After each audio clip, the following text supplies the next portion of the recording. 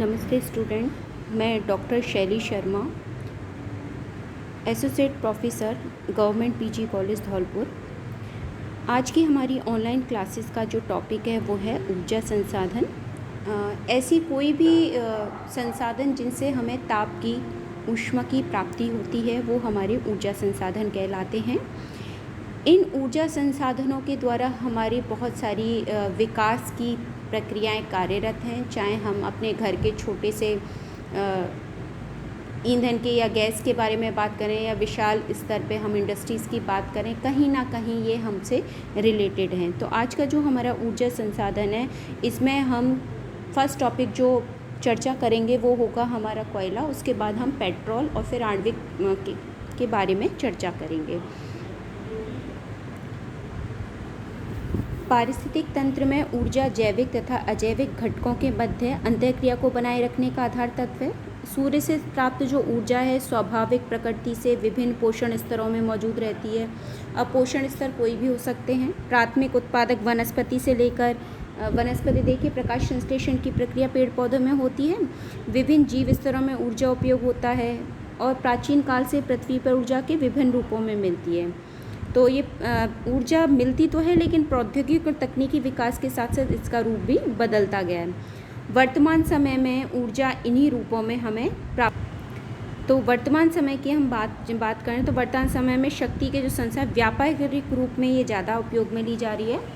आज मानव द्वारा जो प्रयोग में ली जाने वाली कुल ऊर्जा है उसका 1% मानव द्वारा 6 लकड़ियों की, जो वनस्पति से हम लकड़ी काट के लाते हैं ना घर में जलाने के लिए। आजकल चूल्हे में, आजकल नहीं, पुराने समय में तो ज़्यादातर ही चूल्हे जलते थे, अब तो गैस आ गई है। 4% पशुओं से, 29% कोयले से। तो हमारा जो आज का टॉपिक है वो है कोयला। 39% खनिज तेल से और 19% नेचुरल गैस से और 27% हमारा किससे हो जाएगा, जल शक्ति और अणु शक्ति। इन सब से मिलके जो हमारी ऊर्जा के स्रोत हैं उनसे हमें ये सारी ताप या विकासशीलता में हमारा योगदान ये कहीं ना कहीं करती ही है। इसके बाद जब हम चर्चा करें कि इसमें अगला कार्य इनका द्वारा क्या होता, तो अगर ऊर्जा के संसाधनों को हम वर्गीकृत करें तो वर्गीकृत करने के लिए हम इसे पार्ट में डिवाइड करके आसानी से समझ सकते हैं। ऊर्जा संसाधनों को हम 2 रूपों में बांट सकते हैं। एक तो प्राणी, जो प्राणियों के द्वारा होता है, और अप्राणी, जो प्राणियों के द्वारा नहीं है डायरेक्ट उसमें। जिसे प्राणी में प्राणी हमें जिनमें जीवन हो, मानव और पशु पौधे, इनके द्वारा भी ऊर्जा का उपयोग होता है और ये कहीं ना कहीं योगदान देते हैं। अप्राणिज, ये ज़्यादा इम्पोर्टेंट है। इसमें होते हैं नव्यकरणीय और अनव्यकरणीय। नव्यकरणीय के मतलब होता है ऐसे संसाधन जिनका एक बार उपयोग करने के बाद वो ख़त्म नहीं होंगे, उनको बार बार उपयोग किया जा सकता है, जो बार बार हमें प्रकृति के द्वारा प्रदत्त हैं और हम उनको दैनिक क्रिया में कार्य में लेते हैं। जैसे जल है, जल से जल विद्युत, सन निकलता है डेली, तो जहाँ सूर्य का प्रकाश अच्छा आता है, जैसे मरुस्थलीय प्रदेश हैं तो वहाँ पे सौर ऊर्जा। आजकल देखिए ज़्यादातर जो गवर्नमेंट आपकी बिल्डिंग्स हैं या इंडस्ट्रियल एरिया है, वहाँ पे सरकार ने नियम बना दिया है कि आप अपना सोलर प्लांट लगाइए, जिससे एक तो जो प्रेशर आ रहा है ऐसे संसाधनों पे जो कि नाशवान है उनको बचाया जा सके और इनसे कोई ज़्यादा पॉल्यूशन भी नहीं होता। तो सोलर प्लांट आजकल आप गवर्नमेंट बिल्डिंग्स में देखेंगे ऊपर एक प्लेट लगा दी जाती हैं, वो सब सोलर प्लांट से हैं और ज़्यादातर अब इसी की ओर उन्मुख हुआ जा रहा है ताकि हम अपने देश का विकास कर सकें और पॉल्यूशन भी कम हो सके। पवन ऊर्जा, जिन क्षेत्रों में खुला क्षेत्र हो, जैसे अपने यहाँ बात करें, हमारे यहाँ सबसे बड़ा अगर पवन ऊर्जा क्षेत्र की बात करें प्लांट लगा हुआ है तो अपने गुजरात वाला क्षेत्र है। ज्वारीय ऊर्जा, जहाँ ज्वार भाटा बहुत आएंगे वहाँ ज्वारीय ऊर्जा। भूतापीय ऊर्जा, पृथ्वी के आंतरिक भाग से जो ऊर्जा प्राप्त होती है वो भूतापीय ऊर्जा होती है। ऐसे कई क्षेत्र हैं जहाँ से आंतरिक क्षेत्र गर्म होता है, गैसें निकलती हैं, गर्म पानी निकलता है, तो उन क्षेत्रों से भूतापीय ऊर्जा का उपयोग करके भी बिजली का उत्पादन किया जा रहा है। दूसरा होता है अनव्यकरणीय। देखिए नव्य का मतलब नवीन है, दोबारा अ लगते ही वो नव्य, मतलब ऐसा कोई भी संसाधन जो एक बार उपयोग किए जाने के बाद उसको दोबारा उपयोग में नहीं लाया जा सकता। इसका मतलब वो एक बार उपयोग होने के बाद हमेशा के लिए खत्म हो गया। तो ऐसे संसाधन प्रकृति में सीमित हैं। अब जो ख़त्म ही बार बार दोबारा प्राप्त हो नहीं रहे और जो हैं उनको हम ख़त्म कर देंगे तो आने वाले समय में क्या होगा, वो हमारी आने वाली पीढ़ियों के लिए नहीं बचेंगे अगर हम आज ही उपयोग में ले लेंगे। इसीलिए सभी भूगोलवेत्ता साइंटिस्ट इस तरफ चिंतित हैं कि हम आज तो विकास देख रहे हैं, लेकिन आने वाली पीढ़ी के लिए हम विकास के लिए क्या छोड़ के जाएंगे। इसी वजह से संसाधन, जो ऐसे संसाधन है जैसे कोयला है, पेट्रोल है, प्राकृतिक गैस है, अणु गैस है, इनको संरक्षित रखने के उपाय खोजे जा रहे हैं और इनके विकल्प के रूप में ये जितने भी नवीकरणीय संसाधन हैं इन पे जोर दिया जा रहा है। तो ऊर्जा की संसाधनों की ये टेबल इम्पॉर्टेंट है, ये आपको बनानी ही है। इसमें हमारा जो फर्स्ट टॉपिक होगा वो है कोयला। तो कोयला एक अपने आप में, आप सब जानते हैं, हम जब से पढ़ रहे हैं या हम अपने पूर्वजों से सुनते आए हैं, कोयला ही मुख्य हमारा ईंधन का स्रोत था। बाद में पेट्रोल मिलने के बाद उसका उपयोग कम हुआ, लेकिन कोयला एक अपने आप में आज भी महत्वपूर्ण शक्ति का संसाधन है जो 20वीं सदी के मध्य तक विश्व की 90% औद्योगिक शक्ति का आधार था। कोयले के आधार पर ही 20वीं सदी में ब्रिटेन ने अपनी औद्योगिक महासागरीय प्रभुता प्राप्त की थी और चीन और भारत की औद्योगिक उन्नति का आधार भी कोयला ही रहा है।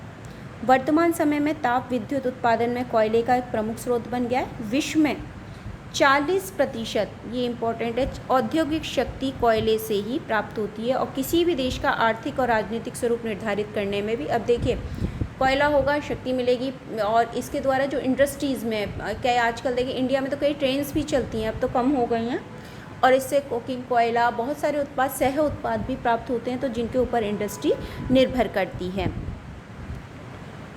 कोयला आखिर कितने प्रकार का होता है? कोयले में पाए जाने वाली कार्बन की मात्रा के आधार पर मुख्य रूप से आपने बुक में देखा होगा 4 प्रकार के कोयले दिए जाते हैं, जिसमें कार्बन युक्त जीवाश्म ईंधन होता है और ये ज़्यादातर किन में पाया जाता है, ये ध्यान रखिएगा, जीके का भी क्वेश्चन होता है, किन चट्टानों में? अवसादी चट्टानों में पाया जाता है। किसमें? अवसादी चट्टानों में पाया जाता है। कोयले की उत्पत्ति वनस्पति के भूगर्भ में दब जाने से ताप एवं दाब के अपघटन से हुई है। इसमें सबसे पहला है एंथ्रेसाइट। इसमें कोयले कार्बन की मात्रा 90 से 95, इसका मतलब जलेगा लेट, लेकिन एक बार जल गया तो इससे धुआं नहीं निकलेगा और धुआं कम और ताप अधिक देगा। विश्व में अगर बात करें, मात्र 5% एंथ्रेसाइट कोयले के भंडार हैं। कठोर होता है, चमकदार होता है, भंगुर रवेदार होता है। दूसरे नंबर पे आता है अपना बिटुमिनस कोयला। ये भी चमकदार कोयला है जिसमें कार्बन की मात्रा 70 से 90, देखिए इसमें 90 से 95 थी, इसमें 70 से जलने पे थोड़ा धुआं देता है और पीली लौ के साथ। जब एंथ्रेसाइट जलेगा तो नीली लौ देगा और जब बिटुमिनस जलेगा तो पीली लौ के साथ। संसार में कुल उत्पादन 80% है। विश्व में या भारत में हम किसी के विश्व का सर्वाधिक उपयोग किए जाने वाला भंडारण वाला जो कोयला है वो बिटुमिनस ही है। औद्योगिक प्रक्रिया में सबसे ज़्यादा बिटुमिनस का उपयोग किया जाता है, क्योंकि एंथ्रेसाइट तो अपने आप में ही बहुत कम है। अगर भारत की बात करें तो मैं आपको भारत का एग्जांपल दूं, कश्मीर क्षेत्र। कश्मीर क्षेत्र में अगर आपने देखा हो, जो वो पहनते हैं चोगा, फिरन बोलते हैं कश्मीरी लोग, जो लंबा सा आप देखते हो ना, कोट सा डाल लेते हैं, उसे फिरन कहते हैं। उसके अंदर एक लकड़ी की सिगड़ी लेके जब ठंड होती है, बर्फ़ पड़ती है, तो उसमें 1 या 2 कोयला जला के रख लेते हैं और अपनी फिरन के अंदर हाथ से पकड़े रहते हैं, जिससे उन्हें हीट मिलती रहती है। क्योंकि मैंने आपको बताया था एंथ्रेसाइट कोयला एक बार जल गया तो लंबे समय तक जलता रहता है, उसको बुझा के रख लो, फिर अगले दिन जला सकते हैं। दूसरी बात, उससे धुआं नहीं निकलता और वो सिगड़ी ऐसी होती है कि उसकी एशेज़ भी, उसमें राख भी बहुत कम, ना के बराबर होती है, तो वो एक सुरक्षित है और उससे हीट भी मिलती रहती है। तो अपने कश्मीर वाले इलाके में मिलता है।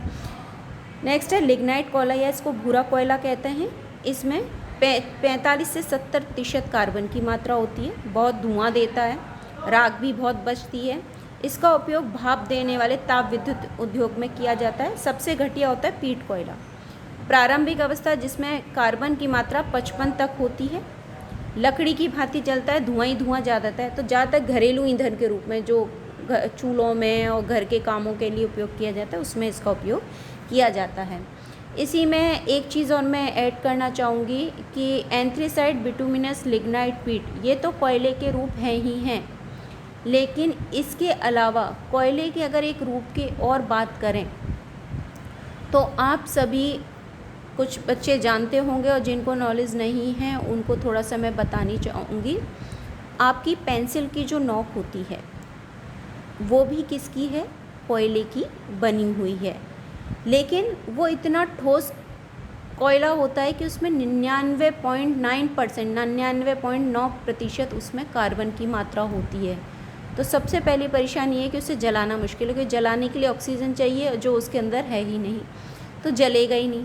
और जल भी गया तो फिर बहुत लंबे समय तक, तो उसको जलाने में जितना ईंधन लग जाएगा उससे अच्छा है उसे हम, और विश्व में बहुत कम मात्रा में वो पाया जाता है, तो उसको हम ब्लैक डायमंड के नाम से भी कई लोग कहते हैं। तो वो भी किस में आता है, कोयले की। लेकिन मुख्य रूप से जो हमारे अध्ययन का क्षेत्र है वो एंथ्रेसाइट, बिटुमिनस, लिग्नाइट और पीट कोयला है। ठीक है, तो कोयले के आपको 4 प्रकार याद रखने हैं, इसके साथ ही इसमें कितने प्रतिशत कार्बन पाया जाता है और ये जलने के समय कैसी लौ देता है। तो एंथ्रेसाइट का ध्यान रखिएगा, कैसी देता है, नीली लौ। बिटुमिनस थोड़ी सी कैसी, पीली लौ के साथ। बाकी के लिग्नाइट और ये धुआं इतना ज़्यादा देते हैं तो नारंगी सा रूप भी कई बार ले लेता है। तो ये कोयले के प्रकार हैं, और इन्हीं के, और विश्व में सर्वाधिक कोयले का जो भंडारण है वो किसका है, बिटुमिनस कोयले का है।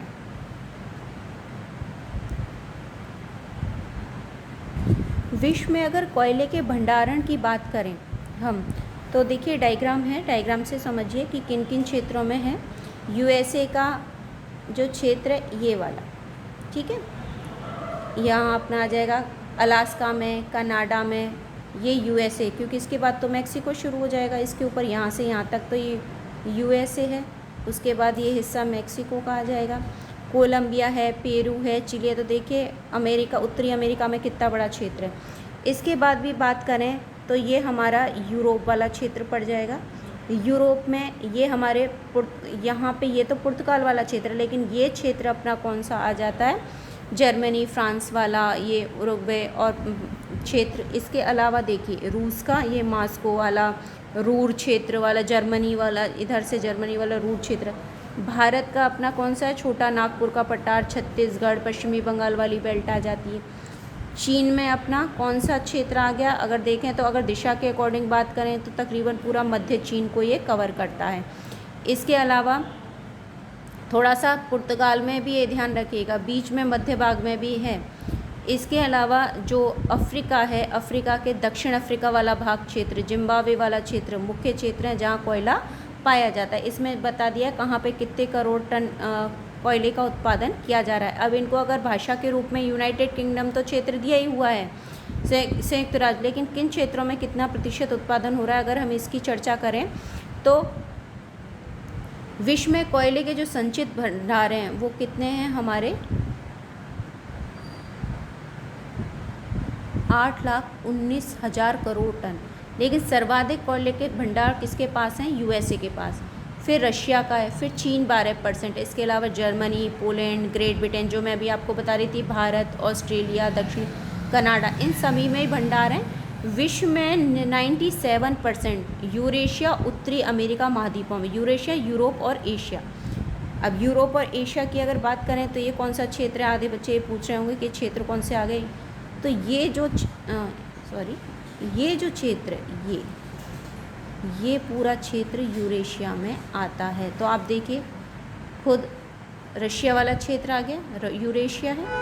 यूरोप के अपने यूनाइटेड किंगडम वाले क्षेत्र, पोलैंड और जर्मनी वाला क्षेत्र है। भारत और चीन मुख्य क्षेत्र है।